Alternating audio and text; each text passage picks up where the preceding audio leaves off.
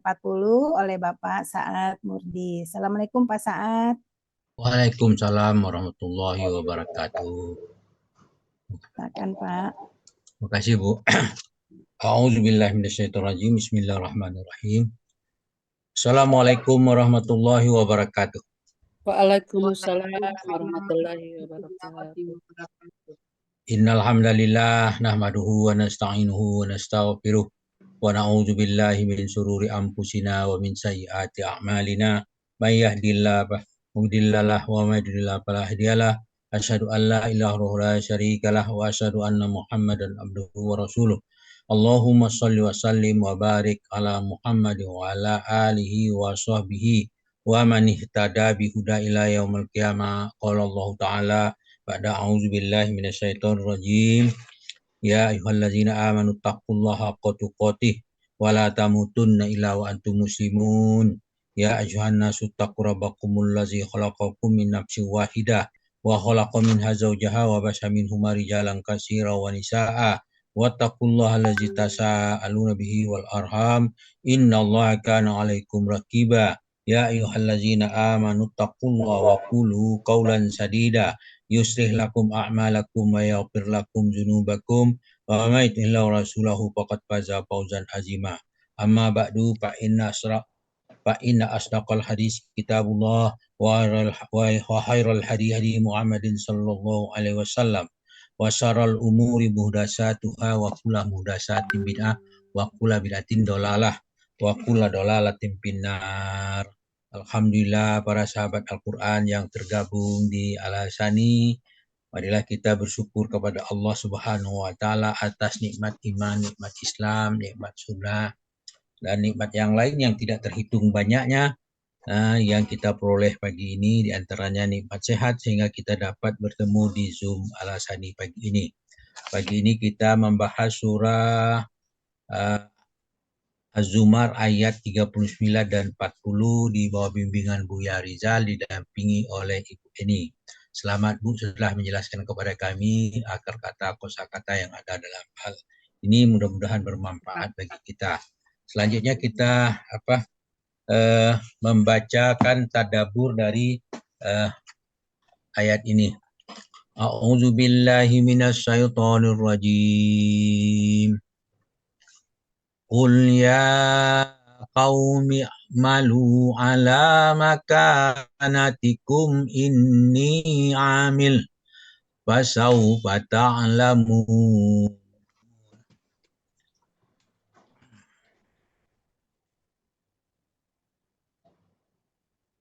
Qul ya qaumi a'malu ala makanatikum inni 'amil. Katakanlah wahai kaumku, bekerjalah sesuai dengan keadaanmu, sesungguhnya aku pun bekerja pula. Kemudian fasawfa ta'lamun, maka kelak kamu akan mengetahuinya. Az-Zumar 39. Kemudian Az-Zumar 40, may ya'tihi azabun yukhzihi wa yakhillu alaihi azabum mukim. May ya'tihi azabun yukhzihi, siapa yang akan mendapat siksa yang menghinakan.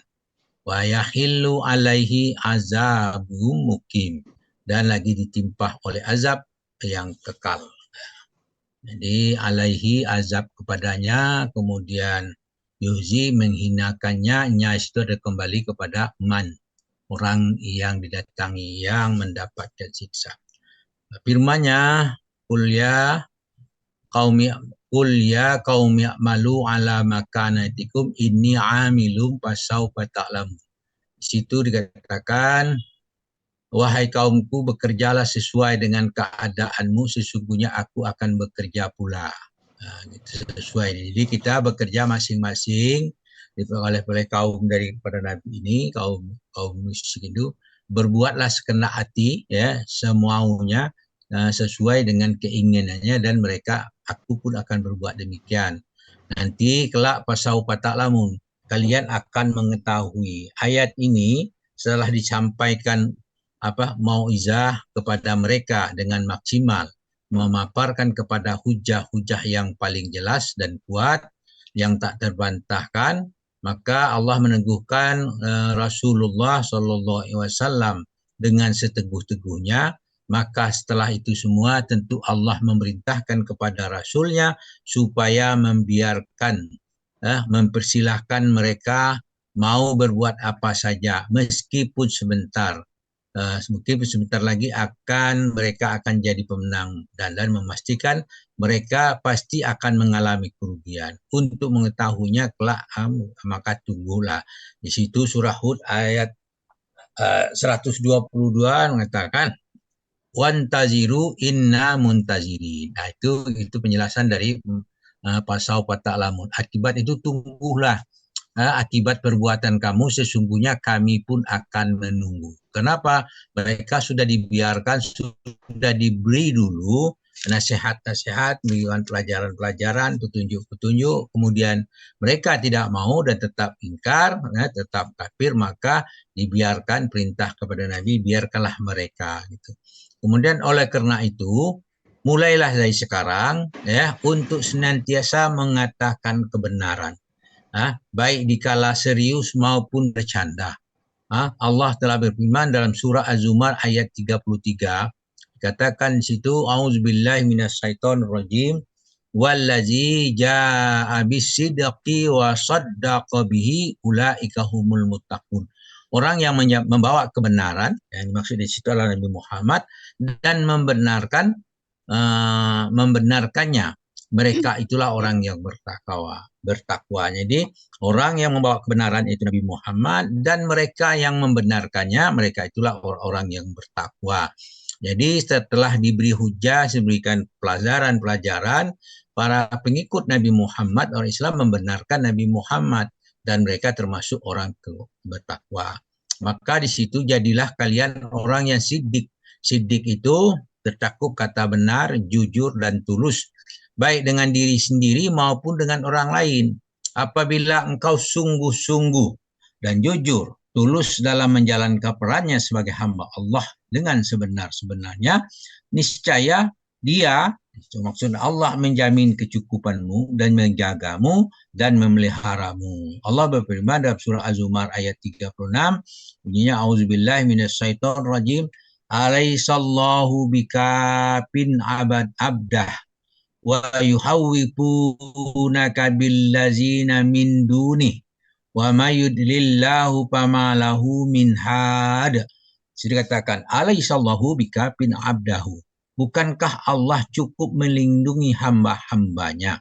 Az-Zumar ayat 36. Maka hendaklah rasa takutmu kepada Allah lebih besar meskipun kamu siapapun yang kamu hadapi. Kemudian lanjutan ayat 36 tadi, wa yuhawwifunaka billazina min dunihi wa may yudlillahu fama lahu min had. Mereka akan mempertakuti kamu dengan sesembahan yang lain daripada Allah. Dan siapa disesatkan Allah, maka tidak ada seorang pun memberi petunjuk baginya. Maka di sini kita hanya berserah diri kepada Allah sekuatnya dan sebenar-benarnya, dan hanya takut kepada Allah, tidak takut kepada siapapun itu, sehingga kita tidak disesatkan oleh Allah dan tidak dibiarkan sesat oleh Allah. Kenapa? Kalau dibiarkan sesat, tidak seorang pun yang dapat memberi petunjuk. Kemudian kita kembali ke ayat 40 Az-Zumar, bunyinya auzubillahi minasyaitonirrajim, may ya'tihi azabu yuhzihi wa yahillu alaihi azabun muqim. Di situ dikatakan may ya'tihi azabun yuhzihi. Siapa yang akan mendapatkan siksa yang menghinakannya, yaitu orang yang mendapat siksa yang azab itu menghinakan orang yang mendapat siksa itu. Jadi menghinanya itu kembali kepada man. Wa yahilu alaihi azabu muqim. Di sini kita lihat di situ dan ditimpa oleh azab yang kekal. Boleh diterjemahkan seperti itu, atau azab yang kekal itu menimpa mereka, menimpa dia kembali kepada man. Jadi siksaan yang menembus sini seperti terbunuh, menjadi tawanan, kelaparan, paceklik. Sisaan itu dialami orang musyrik pada saat di Mekah karena dia dapat boikot. Kemudian pada saat perang Badar mereka ditimpa azab yang kekal, maksudnya azab di neraka nanti di akhirat. Oleh karena itu kami berlindung kepada Allah dua macam azab tersebut, yaitu azab yang menghinakan kehidupan di dunia, azab yang di neraka di akhirat. Itu ayat. Kemudian ayat itu dilanjutkan dengan ayat 41. Inna anzalna alaikal kitaba linnasi bil haqq faman ihtada falinafsi wa man dhalla fa innama yadillu 'alaiha wa ma anta 'alaihim biwakil. Di situ dikatakan sesungguhnya katanya inna anzalna alaikal kitaba linnasi bil haqq, sesungguhnya kami menurunkan kepadamu Muhammad Al-Quran, itu Alkitab Al-Quran, untuk manusia membawa kebenaran, dengan membawa kebenaran. Jadi kitab itu membawa kebenaran.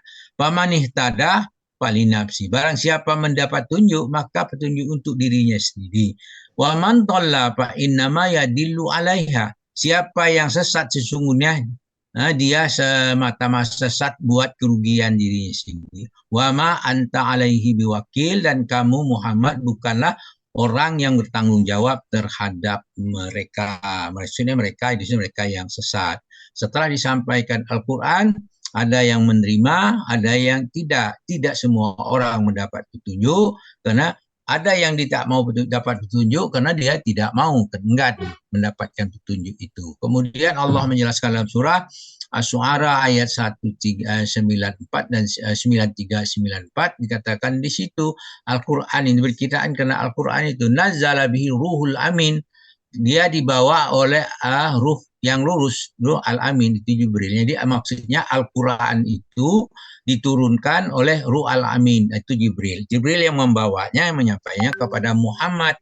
Disebutkan ayat 194-nya, ala qalbika litakuna minal munzirin, yang membawa Muhammad Jibril membawa Al-Quran itu kepada Muhammad, memasukkan ke dalam hatinya agar kamu menjadi salah seorang di antara orang pemberi peringatan. Jadi fungsi daripada Nabi Muhammad SAW adalah pemberi peringatan. Kemudian dalam surah Ad-Duha dijelaskan juga, auzubillahi minasyaitonirrajim, alam yajidka yatimam fa'awa, gitu. Bukankah dia mendapatmu sebagai anak yatim lalu dia melindungimu? Wa wajadaka dhallam fahada, dia mendapatimu sebagai orang yang bingung lalu dia memberikan petunjuk. Kemudian wa wajadaka ilam fa'aghna, dia mendapatimu dalam keadaan kekurangan lalu dia memberi kecukupan. Ini Allah menjelaskan kepada kita bahwa keadaan Nabi Muhammad itu adalah yatim, dilindungi, kemudian dia dapat itu dalam keadaan orang bingung karena tidak dapat petunjuk, maka Allah beri dia petunjuk. Kemudian dia dapat keadaan miskin dan kekurangan, lalu dia berikan kecukupan kepadanya, kepada Nabi Muhammad SAW, karena dia mengutus itu, dia siapkan fasilitas-fasilitas untuk para utusannya. Allah berfirman dalam surah Al-An'am ayat 110, bunyinya auzubillahi minasyaitonirrajim, wa nuqallibu afidatahum wa absarahum kama lam yu'minu bihi awwala marrah wa nazaruhum fi tughyanihim ya'mahun. Di situ dikatakan wa nuqallibu afidatahum wa absarahum kama lam yu'minu bihi awwala marrah. Dan begitu pula kami memalingkan hati penglihatan mereka seperti mereka belum pernah beriman kepada Al-Quran dan pada permulaan. Ayat ini menjelaskan keadaan orang-orang musyrik. Orang-orang musyrik itu sudah diberikan, kemudian dia tidak maukah, maka dipalingkanlah hati mereka. Di situ yang terjadi. Wa nazuruhum fi tughyanihim ya'mahun. Nah, kami biarkan mereka bergelimang dalam kesesatan dan kenyataannya. Tadi kan ayat 40 tadi berkenaan dengan hal ini. Kemudian Allah berfirman dalam surah Asy-Syu'ara ayat 210 dan 211 sampai 211. A'udzubillahi minasyaitonir rajim. Wa ma tanazzalat bihi syaiton. Al-Qur'an itu bukanlah diturunkan atau dibawa oleh syaiton-syaiton. Wa ma yambaghi lahum wa ma yastati'un, dan tidak patut mereka membawa Al-Qur'an itu, dan mereka pun tidak kuasa untuk membawanya. Innahum anis sam'i la mahzulun, sesungguhnya mereka benar-benar dijauhkan daripada mendengarnya. Nah, orang-orang yang dijauhkan mendengar Al-Quran atau memahaminya, kemudian mereka tidak kuasa memahaminya, itu kemudian mereka itu dipengaruhi oleh syaiton-syaiton yang menutup telinga mereka sehingga mereka tidak mau mendengar itu. Kenapa? Syaitan itu menjanjikan indah perbuatan dunia segala macam. Kemudian dalam surah Fatil, surat Fussilat ayat surah 41 ayat 42 yang berbunyi auzubillahi minasyaitonirrajim la ya'tihil batilu min baini yadayhi la ya'tihil batilu min baini yadayhi wala min khalfi tanzilum min hakimin hamid. Dikatakan la ya'tihil batil min baini yadayhi wala min khalfihi. Kebatilan itu tidak datang kepada Al-Quran. Kebatilan tidak datang baik dari depan maupun dari belakang. Jadi Al-Quran itu tidak ada kebatilan di dalamnya situ. Tidak ada kekurangan, percanggahan di antara itu, pertentangan antara satu ayat dengan yang ayat yang lain. Situ ya'tihi itu kena batilu itu sebagai subjek dari ayat ini, karena Al-Quran itu kebatilan itu tidak datang kepada Al-Quran baik dari depan maupun dari belakang. Jadi Al-Quran itu bebas dari hal-hal yang cacat celah di dalamnya. Min hakimin hamid, Al-Quran itu yang diturunkan dari Rabb yang maha bijaksana lagi maha terpuji. Ayat sebelumnya itu mengatakan bukan setan menurunkannya, Al-Quran itu dari Allah. Kemudian kembali kepada Az-Zumar ayat 36, auzubillahi minasyaitonirrajim, alaisallahu bika min abdah wa yuhawwibunaka billazi min dunih wa man yudlil lahu fama lahu min had. Di situ bukankah cukup Allah menjadi pelindung hamba-hambanya dan mereka mempertakuti kamu dengan sesembahan-sesembahan selain Allah. Wa ma yudlil, dan barang siapa dibiarkan sesat maka tidak disesat oleh Allah, maka tidak seorang pun dapat memberi petunjuk baginya. Jadi orang-orang kafir, orang musyrik itu menggunakan sesembahan mereka untuk menakut-nakuti orang-orang yang beriman. Tetapi orang beriman cukup berlindung kepada Allah, karena Allah lah maha pelindung bagi hamba-hambanya. Kemudian pasau ta'lamun, kelak kamu akan mengetahui apa yang akan diketahui. Di situ dikatakan Al-An'am 135, auzubillahi minasyaitonirrajim, Qul ya qaumi malu ala makanatikum inni amil fasawfa ta'lamuna man takunu lahu akibatud dar innahu la yuflihu zalimun. Innahu la yuflihu zalimun. Situ dikatakan Qul ya qaumi malu ala makanatikum inni amil. Di situ sama dengan ayat yang tadi, ayat pertama. Wahai kaumku, beras penuh kemampuan, sesungguhnya aku pun berbuat pula. Pasau ta'lamun man takunu lahu akibatud dar. Kelak kamu akan mengetahui siapa di antara kita akan memperoleh hasil yang terbaik di dunia ini. Innahu la yuflihu zalimun. Sesungguhnya orang zalim itu tidak akan mendapat keberuntungan. Kalau orang zalim pasti merugi artinya. Oleh karena itu janganlah berbuat zalim, itu yang itu. Kemudian Tadi ayat ini dikatakan orang-orang yang telah diberi petunjuk, diberi apa, tapi mereka tetap ingkar daripada petunjuk itu, maka dia tetap mendapat azab gitu. Kemudian Al-An'am 134 menjelaskan kepada kita, innama tu'aduna la'at wa ma antum bimu'jizin. Sesungguhnya apa yang dijanjikan kepadamu pasti datang dan kamu sekali-sekali tidak sanggup menolaknya. Nah, apa yang pasti datang ini? Itu banyak.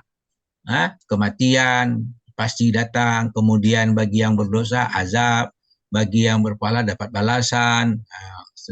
Cuman kita tidak bisa menjudge orang ini karena kelakuannya sangat alim di mata kita, dia dianggap penghuni surga, atau sebaliknya dia melakukan zalim segala macam, dia penghuni neraka. Itu hak kepada neraka, itulah urusan Allah, bukan urusan kita. Karena masuk neraka, masuk surga itu kekuasaan Allah. Masuk surga itu karena rahmat Allah, bukan karena amal kita. Karena amal kita sedikit sekali yang kita lakukan dibandingkan nikmat yang diperoleh, yang diberikan kepada Allah kepada kita. Itulah yang dikatakan dengan rahmatnya. Kalau tidak rahmatnya, maka kita tidak tahulah bagaimana akan terjadi pada diri kita.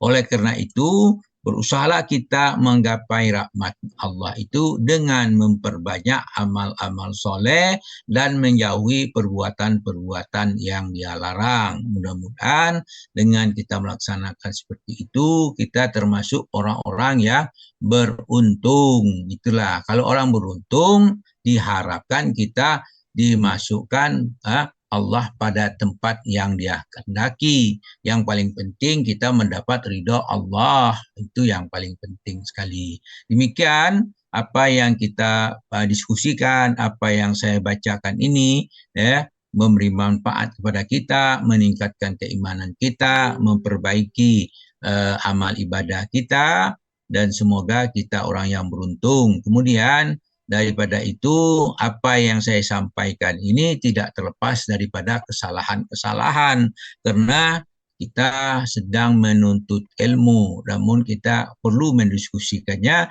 dengan dalam membahas setiap ayat per hari, 1 ayat, 2 ayat, kita ikuti dengan tadabbur untuk memahami makna dari ayat itu menjadi lebih tajam, meningkatkan keimanan kita. Oleh karena itu, istiqomahlah kita di dalam mentadaburi Al-Quran, mengurai ayat Al-Quran, sehingga kita dapat memahaminya dengan baik. Itu harapan kita semua. Namun demikian, kami sebagai pelajar tentu tidak ada kekurangan. Pastilah kebenaran itu datang dari Allah. Kekurangan itu kembali kepada yang berbicara. Atas itu, mohon maaf kepada yang banyak. Kepada Allah saya minta ampun. Subhanakallah wa hamdika, asyhadu an la ilaha illa anta, astaghfiruka wa atubu ilaik. Assalamualaikum warahmatullahi wabarakatuh. Waalaikumsalam Waalaikumsalam warahmatullahi warahmatullahi wabarakatuh. wabarakatuh.